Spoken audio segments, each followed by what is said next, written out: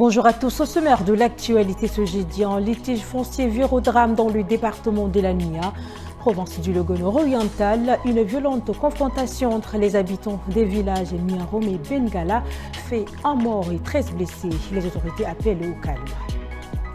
En culture, 13 jeunes ont été formés à l'art de la photographie par l'association Notre en Art, une initiative qui révèle de nouveaux talents et offre aux participants un moyen d'expression à travers l'image.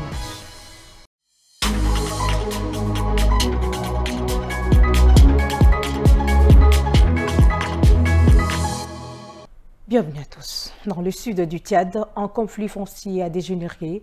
Ce 9 juillet, un affrontement entre deux villages du département de la Nia a fait un mort et 13 blessés dans des rizières disputées depuis des décennies. Un reportage de Touloubé Banissoum du donné rendu par Bailassim Emmanuel. Des cris, des coups de machette.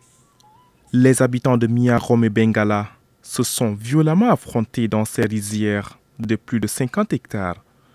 En cause, un vieux litige foncier remontant en 1963. Il oppose deux familles des cantons Beboni et Bebidia. Le terrain, fertile et disputé, est au cœur des tensions depuis des générations. La justice a récemment tranché en faveur de Niarom. Un verdict contesté par les habitants de Bengala qui a mis le feu aux poudres. Ngaïbi François, 33 ans, père de 6 enfants, a perdu la vie. 13 autres personnes ont été blessées, issues des deux camps.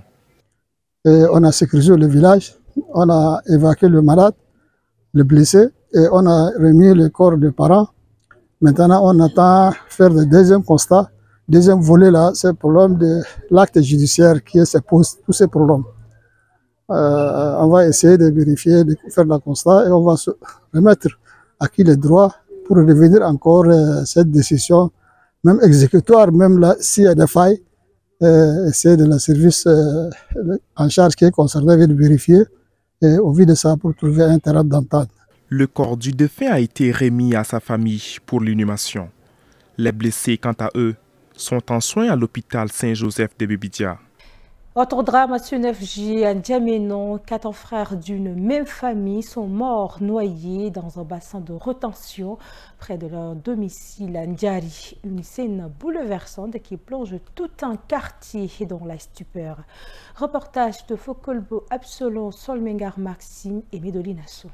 Ils étaient 4, 3 garçons et une fille âgés de 7 à 14 ans. Ce matin-là, ils se rendent au bassin de rétention de N'Djari, espérant se rafraîchir. Mais la baignade vire au drame. Aucun ne ressort vivant. Prévenus, les proches accourent. Trop tard, les corps sont repêchés par la famille elle-même. Sur place, l'émotion est vive. Les parents des victimes dénoncent l'état du bassin laissé à l'abandon. C'est un malheur qui nous est arrivé. Que dire d'autre? Ce bassin est un projet confié par l'État à une entreprise. En principe, il devait le terminer. Or, nous sommes seulement au début de la saison des pluies et déjà nous avons perdu 4 enfants. Il reste encore les mois d'août, septembre, jusqu'en octobre. Combien d'autres vies allons-nous perdre? Dieu seul le sait. La mairie, elle, appelle à la vigilance et à une mobilisation pour sécuriser les lieux. Les bassins se trouvent dans les zones de 8e arrondissement parce que l'eau vient de loin. Dans, je crois, 4 à 5 arrondissements, toute l'eau des arrondissements vient sur ces bassins.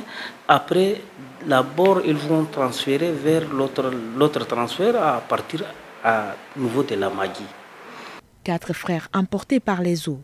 Un drame qui bouleverse tout un quartier et relance la question des zones de baignade non surveillées à N'Djamena. À N'Djamena, la mutuelle pour le développement économique et social de la femme tchadienne plaide pour un meilleur accès à l'information publique. Elle réclame aussi la publication régulière des rapports de la Cour des comptes. Une déclaration faite lors d'une conférence de presse ce 9 juillet. Écoutez. Malgré l'adoption de la loi de la transparence et la bonne gouvernance des finances publiques, l'accès du public à l'information reste très limité. Et face à ce constat, la Midosoft formule des recommandations pour améliorer la situation. au gouvernement initier une loi sur l'accès à l'information publique et donc à l'information budgétaire afin de promouvoir la transparence et la bonne gouvernance au Tchad. Je l'annonçais dans les grandes articulations, clap de fin pour l'atelier des photographies organisé par l'association Nok en Art. Après 2 semaines de formation, les jeunes talents ont présenté leurs œuvres lors d'une cérémonie de clôture ce 9 juillet en Djamena. Un projet baptisé « Apprendre avec des images ». Reportage de Bongto Nardi Constant, Ralombaï Bonaventure. Ils sont au total 13 jeunes hommes et femmes, le regard empli de fierté et d'une pointe d'appréhension positive à restituer le fruit de leur apprentissage. Chacun, posté devant sa création, s'apprête à partager sa vision et l'histoire que raconte son objectif. L'ambiance est à la fois studieuse et vibrante dans la salle. C'est une mise en scène que j'ai faite, mais ça tire d'une histoire réelle que les gens vivent. Mais ici, sur mes images, c'est des mises en scène pour refléter l'histoire réelle des restaurants. Ici, j'essaie de faire une lumière sur les activités génératrices de revenus. Donc là, vous voyez que ce marchand est en train de boire de l'eau. Et j'ai une deuxième photo, un peu devant, où on voit encore une autre dame en train de vendre de l'eau. Ce qui explique ici une interactivité entre les différentes personnes qui font dans les activités génératrices de revenus. Mon tableau de photographie est intitulé « Présentation culturelle », d'où je mets en valeur notre culture, notre tradition. Ces tableaux que vous voyez composés des tenues, des bâtons, des perles, des points. J'essaie juste de mettre en valeur notre culture parce que lors de nos festivités, on a l'habitude de nous habiller un peu différemment du mode d'aujourd'hui. Ce fut donc un moment riche en émotions et en découvertes visuelles. L'atelier Apprendre avec des images de l'association culturelle Nok en Art a non seulement formé de futurs photographes, mais a surtout permis à ces jeunes talents de s'exprimer et de partager leur perception du monde à travers l'objectif de leur caméra.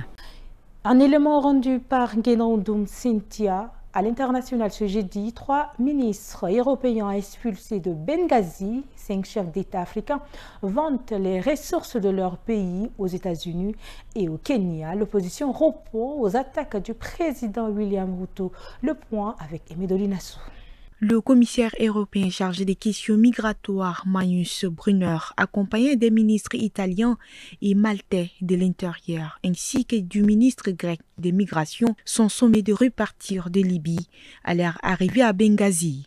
Ils ont été déclarés persona non grata et interdits de fouler le sol d'où est basé le gouvernement de l'Est libyen.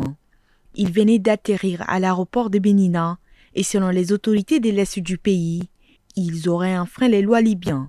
Autre chose, Donald Trump a réuni ce mercredi 9 juillet à la Maison-Blanche les présidents libériens, sénégalais, mauritaniens, bissau-guinéens et gabonais pour un mini sommet destiné notamment pour les États-Unis à contrer l'influence grandissante sur le continent de la Chine et de la Russie. Autour de la table, le Sénégalais Bassirou Diomaye Faye, le bissau-guinéen Omar Sissoko Ambalo, le Gabonais Brice Oligui Nguema, le Libérien Joseph Boaké et le Mauritanien Mohamed Ould Ghazouani.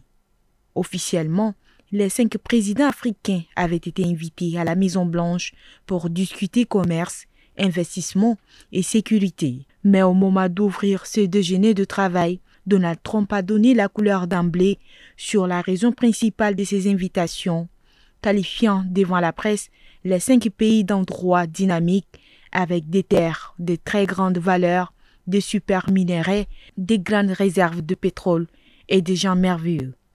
Il y a un grand potentiel économique en Afrique, comme peu d'autres endroits, et bien des égards, a-t-il déclaré, disant vouloir accroître l'implication des États-Unis sur le continent. Pour finir mercredi, le chef de l'État a mis en garde ceux qui, selon lui, cherchent à s'aimer le chaos pour renverser son gouvernement avant la présidentielle de 2027. Ces déclarations interviennent 2 jours après des violentes manifestations antigouvernementales qui ont fait au moins 31 morts. Dans l'opposition, plusieurs figures dénoncent une dérive autoritaire du régime et appellent à un dialogue national. C'est avec ces informations internationales que nous mettons fin à cette édition. Mesdames, Messieurs, merci de l'avoir suivi. Tchad Info, c'est l'information continue.